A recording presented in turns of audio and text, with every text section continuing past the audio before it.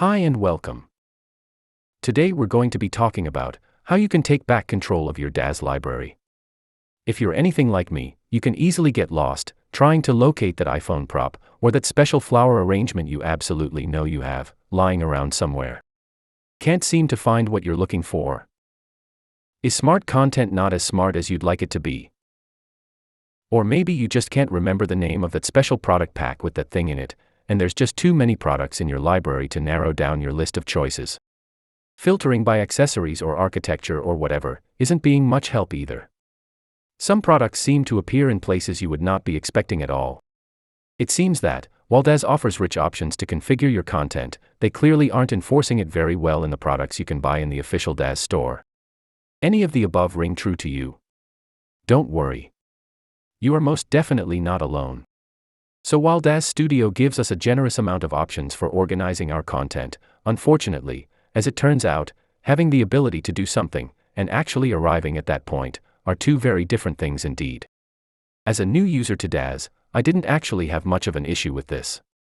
But since the number of products in my library has now passed 1,000, it is becoming increasingly difficult for me to find anything at all.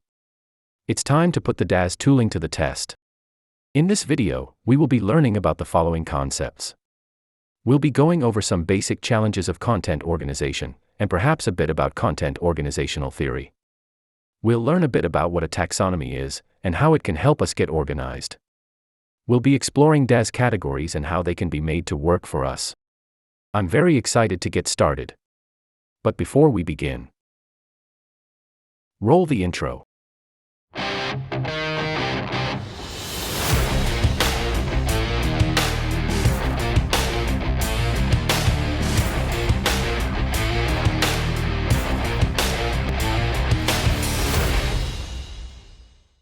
Hi there, and welcome. I'm so glad you found me. Today I'm going to be showing you some of the techniques I use to take control of my Daz library, but before we begin, maybe I should lead with a brief intro about myself. After all, this is my very first video on the channel. So the first thing to realize about me is I'm not a professional. I'm not an artist, I don't work with Daz or any similar software for a living. As a matter of fact, I'm probably here because I don't actually work with this for a living, and I need a break from my otherwise relatively boring professional life. And the fact that I'm not a professional is, I think, a key to this channel. I'm a Daz hobbyist. And sure enough, I may have taken my hobby a few steps too far, but still I remain a hobbyist. I do have a dream that I can maybe turn things around and take up this hobby of mine on a full-time basis, but for right now that is a dream of a distant future. We'll see how it all turns out. If nothing else, perhaps these videos will one day serve as sort of an idiot's guide to Daz. I can live with that. I learn from my mistakes. Perhaps you can, too. The second thing to realize about me is, I create digital things. Digital landscapes, digital people, imaginary scenes and places, and yes, even my voice is a digital creation of some very clever AI technology. The fun thing about that is, it becomes easy to switch things up a bit. And while I'm not entirely sure what the use case for voice switching might be, I still like to keep my options open. Maybe you can leave a comment below on what you prefer, the male voice or the female voice. Mixing it up. Or perhaps a completely different option. So anyway, I've been working with Daz for about 3 months now, and I feel I've come quite a long way. Don't get me wrong, I realize there are still miles and miles ahead of me on this journey, but I feel confident enough by now that I feel I have something to share. After all, everyone has to start somewhere. And it's those first steps on any journey that are the hardest. I hope that by sharing mine, and sharing my mistakes, I can help the next person and give something back to the community. And lastly, before we begin, my contributions to the Daz community are very much based on the helpfulness of people who came before me. I'm literally standing on the shoulders of giants as I enter this space and try to contribute in my own way. While the list is long, I want to give a shout out to Jay and IT Roy in particular. I've spent hours and hours watching your videos, and without them, I would not have been able to make it this far with using Daz in such a relatively short amount of time. So thank you. When I started this video, I actually had different ideas for what I would put in it. Or not different, let's say, I had more ideas. I had this idea that I would, once and for all, settle and shed light on all the mysteries of Daz content structure. From a technology point of view. I do work in IT for a living, how hard can it be, right? Turns out I was wrong. If you ask me, Daz has made all of this needlessly complicated. In a pursuit of simplicity, no doubt. I ended up having to rebuild my Daz library a couple of times over, until finally arriving at a spot where I could at least feel in control. I had to take the boot to Daz Central and follow the advice of all the sages that came before me, return to Daz Install Manager. The whys of that is a subject I will perhaps return to in a future video. Let me know in the comments below if you'd like to see more on this subject. But in the interest of keeping this video relatively short, I'll be focusing on keeping it sweet and to the point. I've found fragments of the information we're about to explore in videos and forum posts from other creators, but I've never really seen it comprehensively explained. In short, I hope this can become a video I, myself, would have loved to come across a couple of months ago before I started. And I hope you'll learn something with me here today as well. Okay, so. Content organization. Why is it so difficult to organize content? To be clear, this is not a problem specific to Daz. I actually think Daz has more generous tooling available than much other software on the market. It's just, they aren't using it very well. And they certainly aren't going out of their way in helping us by documenting and explaining it. I know, because I looked. And then I looked some more. But think of a battery. What is a battery? A source of power? A camera accessory? Electronics? The answer is, all of the above. It really depends on what context you are in. If you're buying a new DSL camera, you'll maybe be looking for a spare battery pack for it. So if presented with a traditional content tree navigation, you'll likely go products, cameras, batteries, and then find the battery you'll be looking for. A slightly smarter system would already know which batteries are available for your camera. With your camera in hand, the system would bring up a list of batteries that go with it.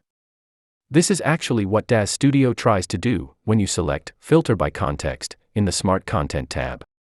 The problem with this is, it's a smart system, but only as smart as the data you feed it. For this to work, someone must have defined, for a particular battery, that this battery is suitable for the DSL series 1000 and 2000. But then what happens when the 3000 series is released and it uses the same battery pack? Okay, so we turn things around. Instead of defining for our battery which cameras it goes with, we instead place this responsibility with the camera vendor. For this DSL, I can use battery pack X01 and X02. But see how this doesn't solve anything at all either. What then, when a new battery vendor enters the market? This is a losing battle. Of course we solve this in the real world by implementing standards. We have standards bodies that govern anything from the thickness of HDMI cables, guide voltages, and so on. And while this takes most of the pain away from us consumers, it doesn't actually solve all of it. How many USB types are there these days? I don't think Daz has a formalized standards body.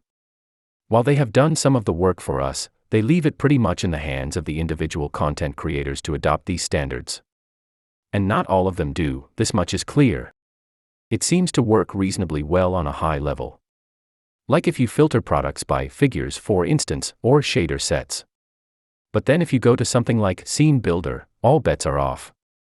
In my library currently, I see Rocker outfit for Genesis 3, Shadow Thief outfit for Genesis 8 females.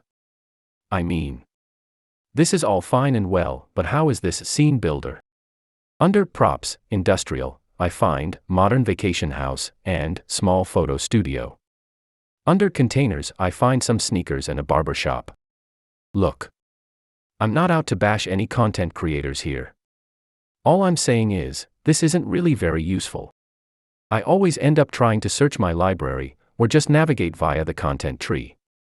This is also the only option available for many of us, if we're purchasing content outside of the official Daz store. But the content tree comes with its own set of unique challenges. So the content tree is a very familiar concept to almost everyone, I believe. It's a tree view, and you navigate it just like you would navigate Windows Explorer or Finder on Mac. But in the content tree, we run into the battery problem above. A tree is a parent/child relationship.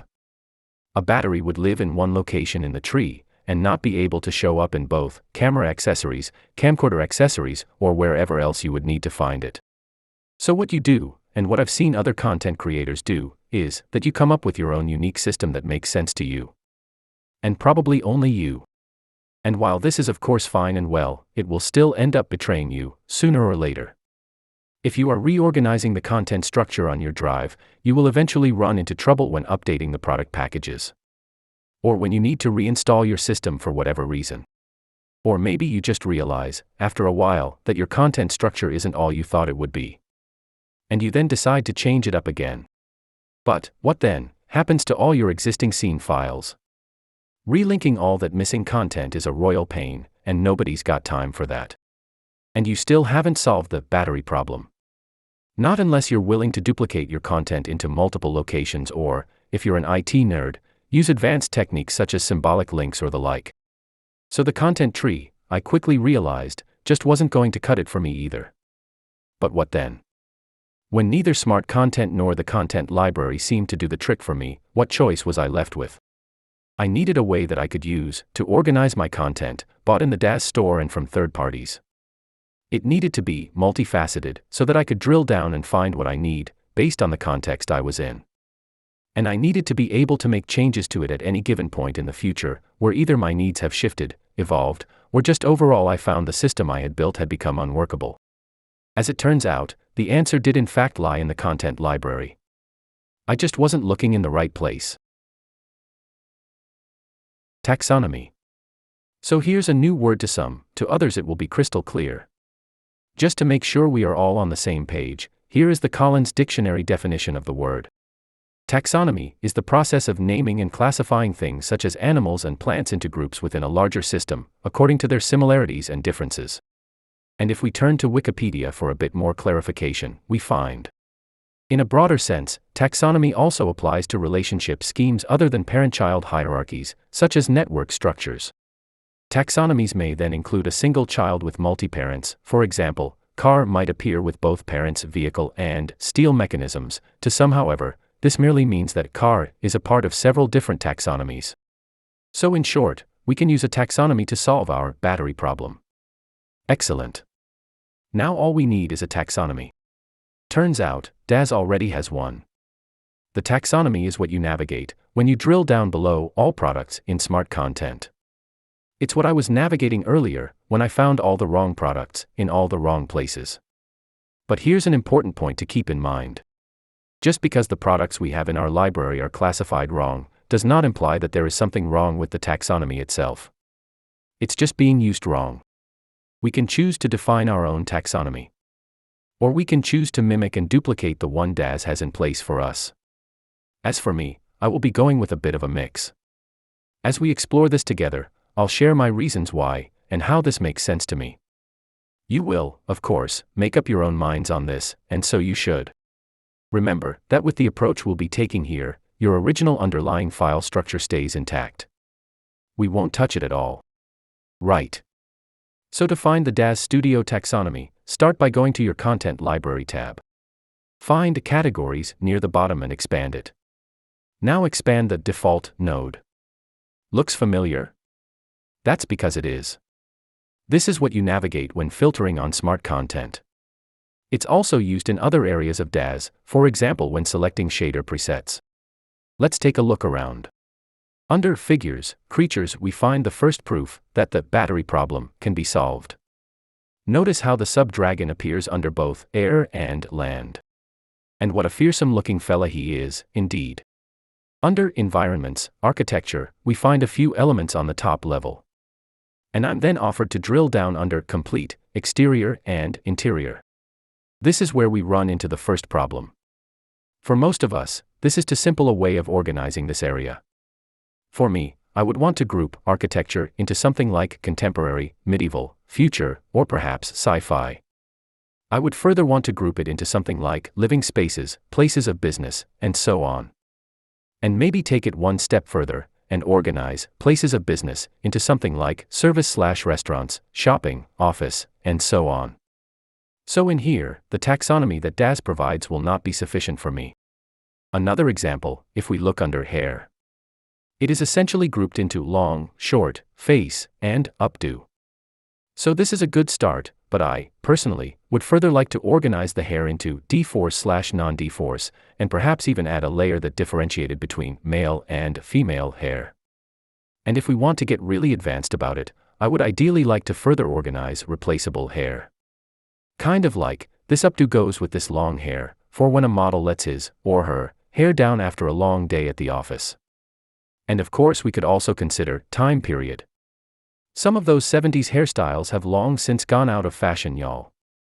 I'm just saying. And then of course, there is the lost and found. I believe this is a fallback mechanism in Daz Studio where everything ends up that hasn't been explicitly categorized as belonging somewhere else in the taxonomy. As you can see, I have literally dozens and dozens of items sitting here that haven't found a home. Another indicator that Daz aren't being all that picky with the classification of products coming from their store. So let's get started with building our own. Creating a category, and thereby taking the first step of building our very own taxonomy, is fortunately both intuitive and easy. Select the root Categories node, right-click it, and select Create a subcategory. I'll be naming mine Slewd. Feel free to roll your own. Now at this point, you could go ahead and create whatever top-level structure you like. Build out your entire taxonomy tree the way you like it. There would be nothing wrong with this approach. I just can't do it. Not because there is anything in the system restricting me from doing so. It's just, I'm not actually entirely sure of all aspects of how I would like it set up just yet. So for me, the way I'm going to approach it is, I'll be building and expanding on my taxonomy as I go along. I have, in fact, been through this before, and I wasn't fully happy with the result. And then, of course, I had to go and get this bright idea to make a video about how easy it is to manipulate your Daz library, and ended up having to reset everything. So here we are. I wanted to change things, and it looks like karma provided. I'll make sure to include a section later on how to back up and later restore the structure you define. As I learned the hard way, backups are good. Right. So why don't we start with hair like I talked about earlier? It's as good a place to start as any, and I don't actually have so much content in here that we'll end up being stuck all night sorting through it. I'll start out simple. I'll create, for now, my main node hair. And then underneath it, I'll create deforce and regular. I'll also create male and female and work from there. Right. So, with this in place, I now need to populate my new category nodes. There are several ways to go about this. The one I've found to be most effective is this. I'll navigate up to the file folders above. This is where I've organized my content into Daz Library and third-party library. Notice that I can navigate into both for the steps I am about to take, and populate my new categories from both. In my Daz library I expand people. Now for me, I don't ever use any content prior to Genesis 8, so I'll be ignoring anything prior to this. Under Genesis 8, hair, I find Ashley hair. Select the root node, right-click, and select Create a category from, and then select Selected folder and subfolders. A pop-up comes up and asks you to select the parent category for the new category you want to create. Expand and select Female. Then click Accept. Now to the question of deforce versus regular. In most cases, deforce hair usually has its name prefixed with deforce. But if in doubt, you can always add it to the scene and go check if it has a simulation element under General. If it does, it's deforce. If not, it's regular. Ashley hair here is regular. So we add it to that category node as well. Now let's go take a look at what that looks like in our category tree. Notice how we now have Ashley hair appearing under both female and regular. Excellent, we are well underway. Now we could continue going on like this, and quickly make our way through the library. But before I do that, I want to show you something else. Something that is actually quite important, and it's just much easier to both explain and show you, before we pile too much content into our category tree. Instead of doing what we did above, right-click and create multiple categories with each their own parent category, we could instead have started from a more simple approach. This would be the case when you've already gone through an exercise such as this, and later decide you want to add a different facet to your taxonomy. To demonstrate what I mean, let me just reset things back here, and show it to you. So I'm going to delete Ashley Hair from female and deforce, and go back to my library. This time, as before, I once again create a new subcategory, but this time I only add this to the female category. Right. So navigating back, we, unsurprisingly, find things appearing much like they did before. Except our regular node is empty now, of course. Now imagine, if you will, that some time has passed since you created this structure. And now you want to go ahead and further categorize your hair products into deforce and regular. Turns out, this is just as easy to do from here as it was above in the library. As before, right-click your root node, and now select Duplicate Category. And once again select Selected Category and Subcategories. From here on out, it's the same as before. Select Regular as your parent category node and click Accept. As we can see, we're now back to where we were before. No problem at all. Now, if you want, we can even take it one step further. I'm thinking I'm wanting to organize my hair into deforce and regular, for male and female. And vice versa. Sure enough, let's set this up quick. Under deforce I create subcategories for male and female. I do the same under regular. And under male and female, I create deforce and regular categories. With this done, putting Ashley into her place is as simple as drag and drop. You can also achieve this via the right-click context menus by selecting Move Category to Right. So you get the idea. We have full control, we can move things around, we can change our minds. It's all good. The only real danger here is that you might end up creating too much of a tangled mess for yourself. I know this because I did. One last thing I want to show you. Notice how, when I click female, nothing appears. That is because nothing has been classified as just female. Female only holds subcategories. But maybe you want to pull the hairstyles up to this level to get a quick overview. And then leave you free to drill further down, if and when needed. No problem at all, let's do that. Select Ashley Hair, right-click, and select Categorize. Up comes a view that is, ever so slightly odd, but actually simple enough to work with once you've understood how it works. Click Slewd, or whatever you named your root category, and then click Hair. Notice how female and regular appears highlighted. This tells you which categories Ashley Hair currently belongs to. If you then click female and regular, we finally come to the root of it all. Ashley Hair appears with a checkbox next to it. This checkbox indicates which category node or nodes the asset you have selected, the Ashley Hair asset, should appear under. Right now it only appears when you click all the way down to Ashley Hair. Try selecting regular now and checking the box next to it. Then click Accept. Now select the regular node under female. Notice how the Ashley Hair asset is now showing in the pane on the right. Most excellent. Now you can surface assets like this to anywhere you like, in as many places as you like. It's all down to personal preference. With me, I tend to do this when I don't have too many assets in a given category. It stops becoming useful if you have hundreds. At least that's what I find, but and organize this however you prefer. And there you have it. From here on out, it's just a rinse and repeat of everything we just did. Let's do one more, just to make sure we have this down cold. Under Genesis 8 female, we find a Yako hair. It's not deforce, so I go ahead and first create a subcategory for it under female, regular, like we did before. I then select the hair asset, and categorize it just like we did before, for Ashley. And voila. Here we go. I think the principle here is well understood by now. At least I hope it is. So now, why don't you pour yourself a nice cup of coffee, or whatever your pleasure, and let me do all the hard work. I'm going to get the rest of my hair assets organized, but don't worry. I'll run a time lapse, the magic of video editing, and we'll get through this in no time at all. I promise.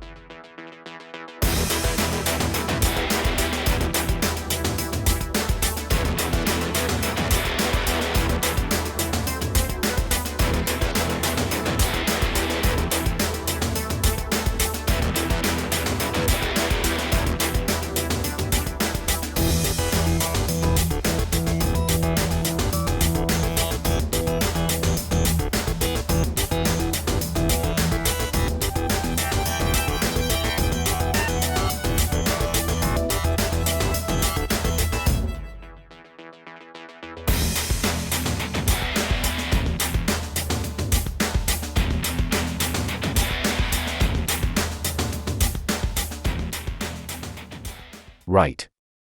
Simple as that. I rendered the time lapse at about 40 times normal speed. The entire process took me about 40 minutes in total. So let's take a look at what we have. As you can see, all my hair assets are now neatly organized.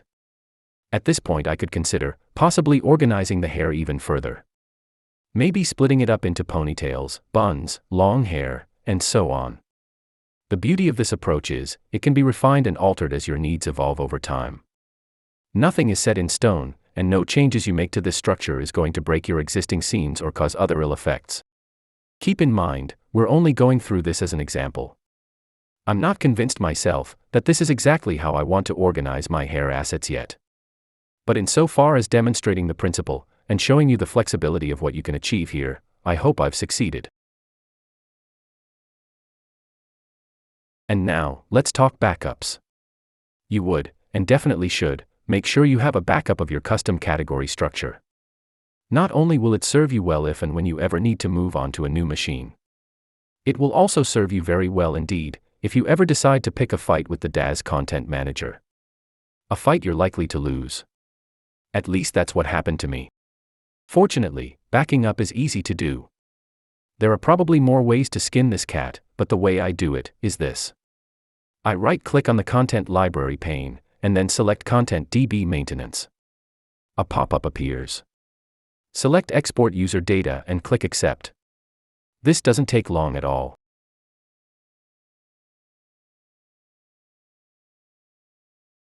Once completed, go to the Help menu, Troubleshooting, View Log File and then scroll to the bottom of the file that opens. In here you will find the location of your user data. In most cases, this will be called userdata_1.dsx. This is the file you will want to take with you to a new machine. Make sure to take a copy for safekeeping. Restoring your data is just as easy. Let me go ahead and delete a few of my categories. There. Now let's see if we can get them back again. Hopefully everything works as expected. Right-click your content library and once again select Content DB Maintenance. This time select Re-import metadata. In the dialog that opens next, the only thing we really care about is the user data we see at the top. Unselect All Products and also untick the 3 checkboxes at the bottom. And then click Accept. After a short while, Daz will have imported your data back in. And as you can see, my deleted categories are back. Lo and behold. The only mystery I still have around this is why the imported categories show up with a different icon. Perhaps a question for Mysteries of Daz Volume 3. If you happen to know why this is, please leave a comment below. So where do we go from here? Well, for me, I have a lot more categories to get done. Just having the hair assets organized like this isn't going to be enough. But what I generally do afterwards is more or less exclusively browse around my lovely and wonderful new category tree. I very rarely find a need to use smart content or the file system-based content library. My third-party products show up nicely alongside everything else. Everything is just the way I want it. Notice, by the way, that your new category tree can also be used to navigate your smart content. It only makes sense to a certain degree, however, since you're not following the structure laid out inside the individual product packages. Fortunately, you have both options available if you want the best of both worlds, the comfort of your own category tree, and still be able to look up product packages as well from time to time. And on that note, we've now gone through everything I hope to cover in this video. Creating it has been both fun and a learning experience for me. And I hope I was able to perhaps show you a trick or two that you will find useful. If you liked this video, please like and subscribe and share it to whomever you think could benefit. Needless to say, being a completely new content creator like myself, I rely heavily on your support in these early stages. The YouTube algorithms are not going to pay me much attention for quite a while still. I also have a Patreon account over at patreon.com/slewd. Over there I post developer log updates, renders, some of which would not be safe to post here on YouTube.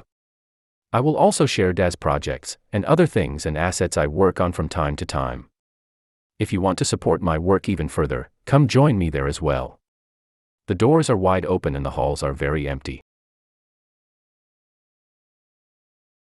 I hope you enjoyed your time here today. Next up for me is to work on my content schedule.